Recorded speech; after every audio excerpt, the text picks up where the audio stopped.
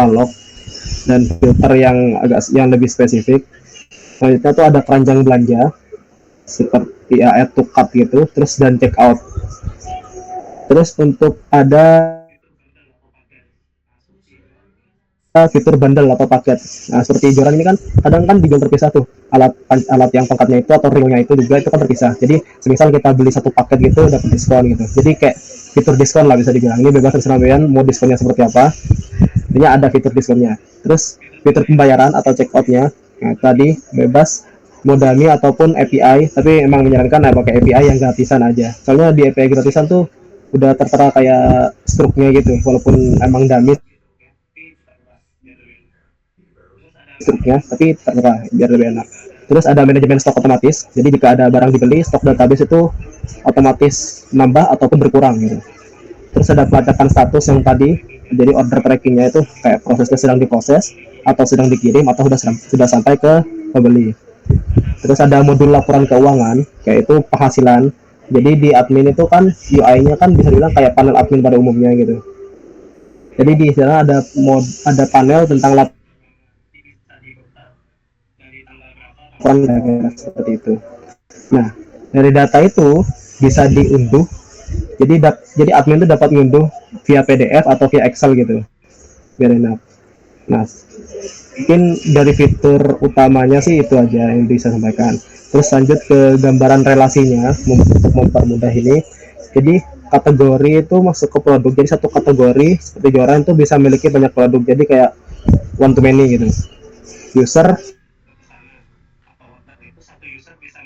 ke pesanan atau order itu satu user bisa melakukan banyak pesanan. Jadi one to many juga. Terus pesanan ke order atau pesanan atau order ke detail pesanan. Jadi satu pesanan itu bisa berisi banyak macam produk. Jadi nggak satu produk kan satu pesanan. Kayak dia beli paket bundle, jadi beli joran, beli tongkatnya itu. Jadi banyak pesanan di satu pesanan tuh bisa berisi banyak barang. Nah, produk ke detail pesanan itu satu produk bisa ada di dalam banyak pesanan user yang berbeda. Rincian masuk ke poin 6 ini ada rincian fitur per aktor atau hak aksesnya ya. Pertama, pembeli itu hak aksesnya seperti tadi yaitu katalog publik, bisa melihat barang tanpa harus login, jadi nggak wajib login untuk lihat-lihatnya. Terus manajemen barang bisa menambah atau mengurangi jumlah barang atau menghapus barang dari keranjang belanja dari pihak usernya itu. Terus riwayat transaksi di halaman profil untuk melihat itu ada di halaman profil bisa ditaruh atau bebas dengan aja.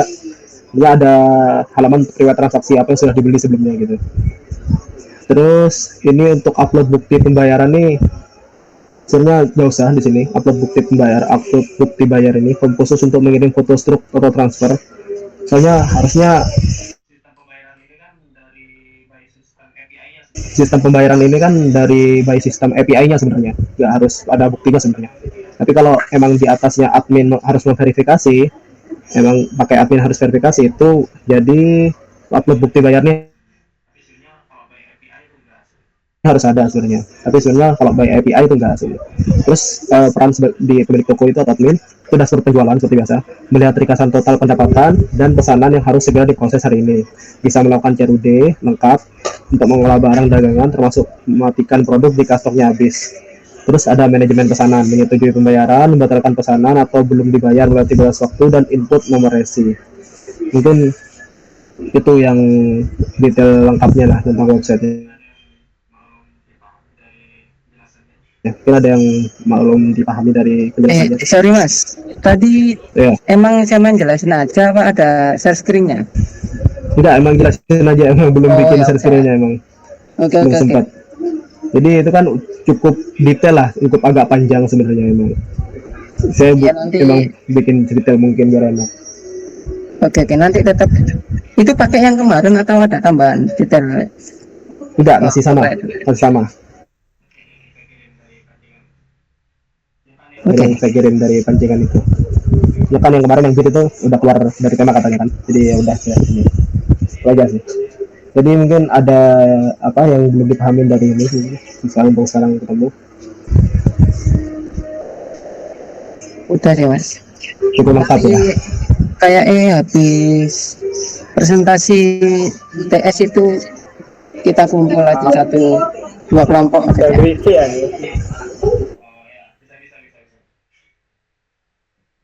Oh ya, bisa. Ini what? Mana ini? Berarti ini langsung lanjut. Ya harusnya ini cuman ini aja sih harusnya. Jadi lanjut kelompok ya. Ya, bebas mau untuk sampean. Jadi ini tetap e-commerce platform, bukan beli. Jadi ini kepemilikan satu orang. Nah, yang dibangun itu sebuah toko online e-commerce untuk brand fashion yang menyasar anak muda. Tampilannya dirancang untuk website, jadi nggak perlu Android atau cukup website yang responsif aja. Nah, yang dibuat itu yang wajib batasannya ada sistem login dan daftar akun untuk pelanggan, halaman produk dengan pilihan ukuran dan warna, keranjang belanja dan proses checkout, kalkulasi ongkos kirim, pakai API. Ini nanti sharing API-nya nanti cari-cari sendiri aja kalau ada yang lebih mudah. Ya. Terus pembayaran otomatis seperti midrange dan manual transfer bank itu bisa. Terus pakai sistem diskon, kode promo, dan flash sale. Kemudian yang terakhir halaman admin untuk kelola produk, stok, dan pesanan. Jadi yang nggak perlu dibuat itu kayak aplikasi Android, OS, iOS. Jadi cukup website aja.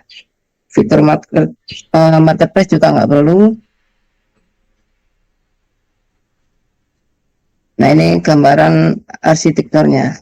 Yang pertama itu kan pelanggan akses lewat browser, kemudian website menambahkan front end, server itu back end-nya pakai API, kemudian sama database.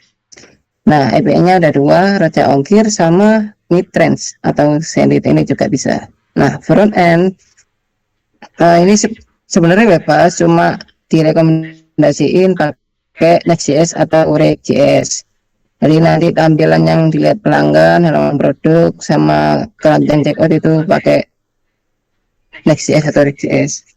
Backend pakai Node.js, Express, atau Laravel, dan database pakai MySQL atau Postgre. Nah, untuk role-nya ada 5. Yang pertama itu super admin. Itu bisa akses ke semua fitur, bisa atur user lain, konfigurasi sistem. Yang kedua ada admin produk, tambah, edit, hapus produk, varian, dan stok. Yang ketiga ada admin pesanan, lihat dan update status pesanan dan input nomor resi. Yang keempat ada admin promosi, buat dan kelola diskon, kode promo, dan flash sale. Nah, ini mas saranku kalau emang terlalu ribet, jadiin satu aja adminnya, bisa semua itu. Oh ya, oke.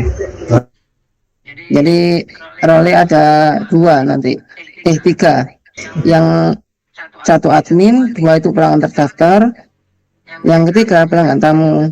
Pelanggan terdaftar itu bisa belanja, lacak pesanan, simpan alamat, sama pakai kode promo. Nah, yang pelanggan tamu ini belanja tanpa daftar akun, mirip-mirip Shopee lah nanti. Nah, ini fase MVP, minimum variabel produknya itu ada minimal bisa login produk, menampilkan produk, keranjang, checkout, sama bayar manual. Nah, fitur login dan akun ini, yang pertama itu daftar akun. User isi email, nomor HP, sama masukin password, kemudian validasi email, password minimal 8 karakter, sama kirim OTP ini enak dikasih, enggak nanti komunikasiin aja ke depannya. Oke, siap. Misal kesulitan lah. Jadi yang harus dibuat itu ada form registrasi, validasi info, kirim OTP, sama simpan user ke DP. Itu termasuk ke MVP. Terus yang kedua itu ada login.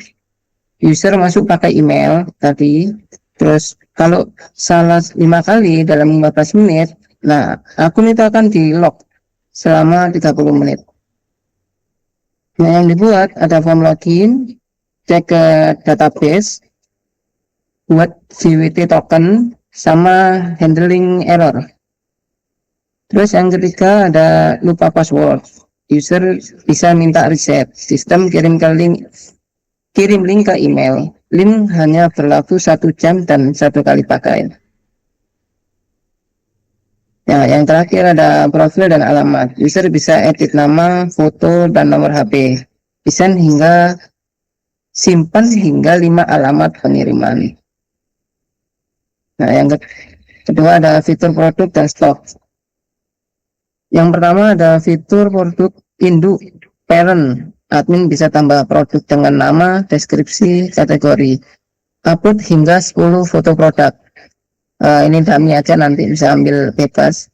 Terus yang ketiga, foto otomatis di resize jadi 3 ukuran kecil, sedang, besar. Nah, ini salah satu aja nggak apa-apa, nggak wajib lah. Jadi yang harus dibuat itu ada form tambah produk, upload dan resize foto, kemudian simpan ke database. Terus ada varian produk. Setiap produk bisa punya varian, ukuran, sama warnanya. Contoh, kaos putih, ukurannya M, ukurannya S, ukuran M, sama kaos hitam, dan seterusnya. Setiap varian punya harga, stok, dan kode SKU sendiri. Kode SKU dibuat otomatis. Kaos 001 putih M, jadi nyesuaiin aja nanti yang kode SKU sih. Jadi yang dibikin itu form tambah varian, generate kode SKU, stok per varian. Terus ada stok real time. Stok dikurangi saat ada yang check out, tidak boleh jadi negatif. Wajib pakai atomic transaction agar aman saat 2 orang check out bersamaan. Jadi buat handling kalau ada yang bentrok, admin dapat notifikasi kalau stok kurang dari 5 unit. Tiap perubahan stok dicatat di log. Siapa, kapan, berapa. Jadi yang dibuat itu ada stok atomic, cegah stok minus, log perubahan, notif stok rendah. Sama yang terakhir ada cari dan filter produk. Pelanggan bisa cari produk berdasarkan nama, filter kategori harga min max, ukuran, warna. Kemudian sorting, terbaru, termurah, terpopuler, mirip-mirip Shopee lagi. Nah, nanti bentuk itu ada search bar, filter multidimensi, sorting, paginasi. Kemudian fitur promosi dan diskon.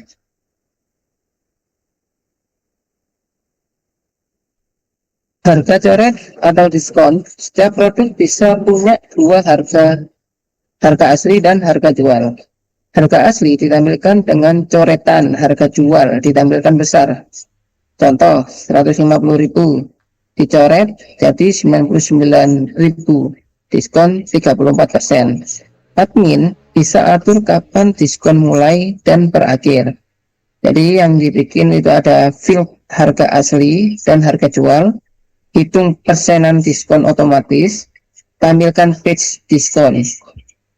Kemudian untuk kode promo atau kupon, ini nanti nggak perlu diutamain, fokus ke yang MVP aja. Jadi kayak kode promo, flash sale, beli gratis ini, menurutku kalau udah MVP-nya selesai ya. Jadi yang perlu itu harga diskon yang paling utama ini. Terus untuk fitur keranjang sama checkout, keranjang belanja, kalau sudah login masuk ke keranjang, disimpan di server atau database. Kalau belum login, keranjang disimpan di local store, atau nggak bisa nambahin juga bisa, nggak apa-apa. Saat login, keranjang lokal otomatis digabungin ke server. Cek stok real time saat buka keranjang. Kalau habis, tandai merah. Proses checkout, ada alur 6 langkah. Pertama itu isi alamat, kemudian dialihkan ke pilih kurir. Pakai kupon ini enggak penting menurutku. Terus pilih bayar, review, konfirmasi. Saat check out, stok direservasi sementara selama 15 menit. Kalau 15 menit tidak selesai bayar, reservasi dibatalkan, stok kembali. Kemudian ada menampilkan rincian juga subtotal, diskon, plus ongkir. Jadi itu semua ditotal jadi harga yang akan dibayar oleh pelanggan. Kemudian untuk fitur pengiriman dan pembayaran, ongkir saat user isi alamat tujuan, kemudian kirim request ke Raja Ongkir API. Tampilkan pilihan kurir, JNE, JNT, secepat, antar aja, dan lain-lain dengan harga dan estimasi. Kemudian bayar otomatis, mid-trans, itu untuk virtual account, GoPay, OVO, Kris, kartu kredit. Kemudian ada bayar manual, ini kayak COD atau transfer bank. Tampilkan rekening tujuan, kode unik, terus user upload foto bukti transfer, admin konfirmasi atau tolak di panel admin. Batas waktu 24 jam. Lewat dari itu pesanan otomatis batal. Kemudian manajemen pesanan, kalau ada 100 pesanan itu menunggu bayar dikonfirmasi, diproses, dikirim, kemudian selesai. Admin bisa update status plus input nomor resi. Pelanggan bisa lihat timeline lengkap pesanannya. Pelanggan bisa batalkan pesanan selama belum diproses.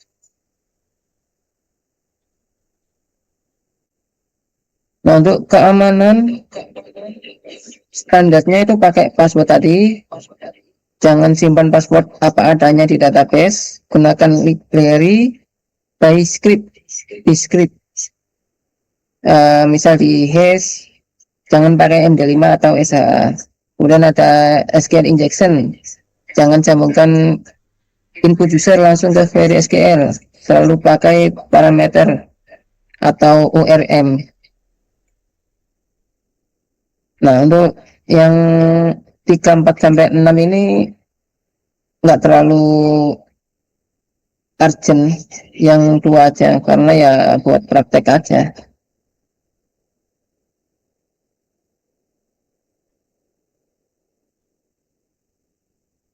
Nah, ini untuk ketersediaan sistem harus bisa diakses minimal 99,5 dalam sebulan.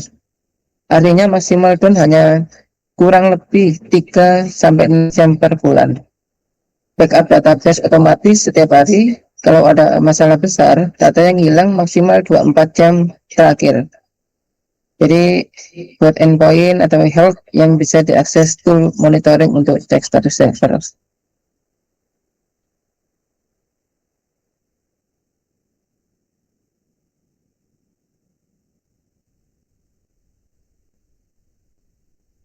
Nah, ini beberapa nama aturan.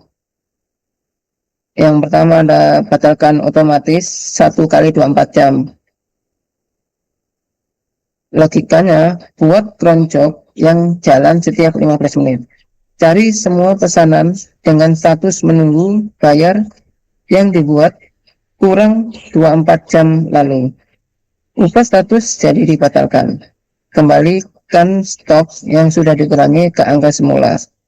Kan tadi sebelum dipesan kan di pre-order ya, disimpan. Kemudian kembalikan kuota kupon yang sudah dipakai, ini nggak perlu.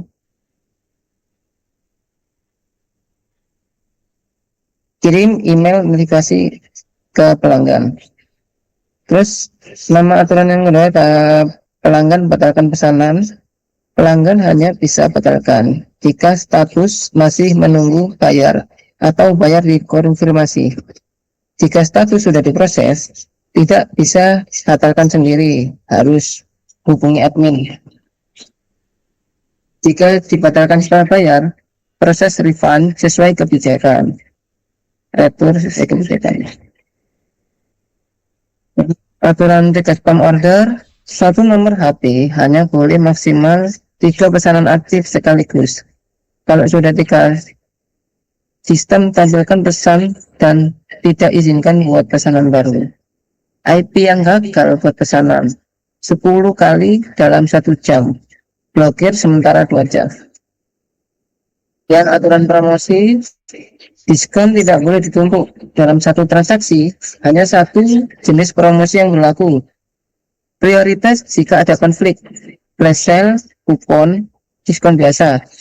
Contoh, user taruh produk flash sale di keranjang, ditambah kode kupon, tidak bisa dipakai untuk produk itu. Aturan buy X get Y tidak bisa dikombinasikan dengan kode kupon. Nah, urutan validasinya harus urut dari atas ke bawah. Yang pertama, cek apakah kode ada di database, cek apakah status kupon aktif, cek apakah belum melewati tanggal expired, cek apakah kuota total belum habis, cek apakah user ini belum melebihi batas per user. Kemudian yang terakhir, cek apakah total belanja memenuhi minimum. Jika gagal di salah satu tahap, tampilkan pesan error yang spesifik. Untuk aturan stok dan harga, stok tidak boleh minus, wajib ada constraint di database. Cek stok kurang dari sama dengan 0. Kalau stok sudah 0, produk atau varian tampil sebagai habis, tidak bisa ditambah ke keranjang. Tampilkan label stok terbatas kalau stok kurang dari 5 unit.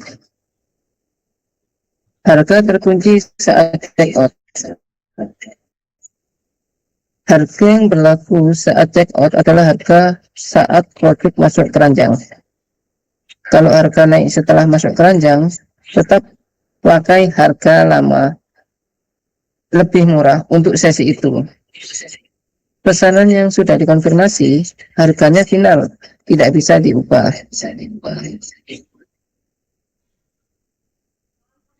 Nah, ini beberapa checklist.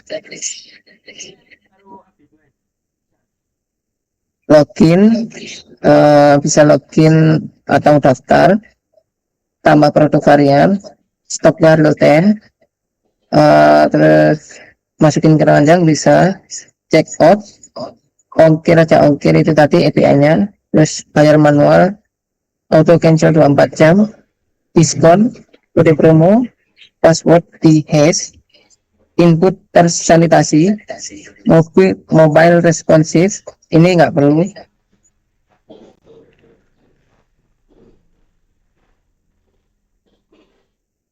Terus halaman admin bisa CRUD, kemudian flash sale ini juga nggak perlu.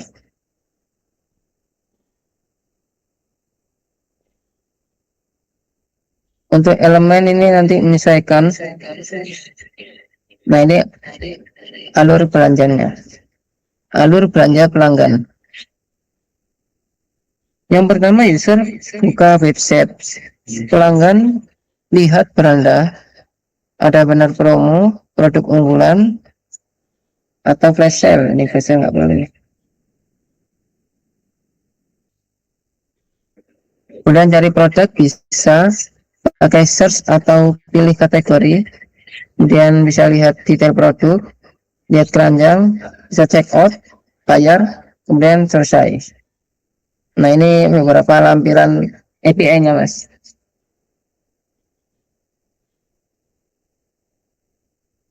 Mungkin itu SKPL dari toko e-commerce Toko Haji. Nanti saya revisi ulang, saya kirim ke kelompoknya saya. Oke, boleh, boleh, boleh. Udah lengkap, sudah aman. Itu.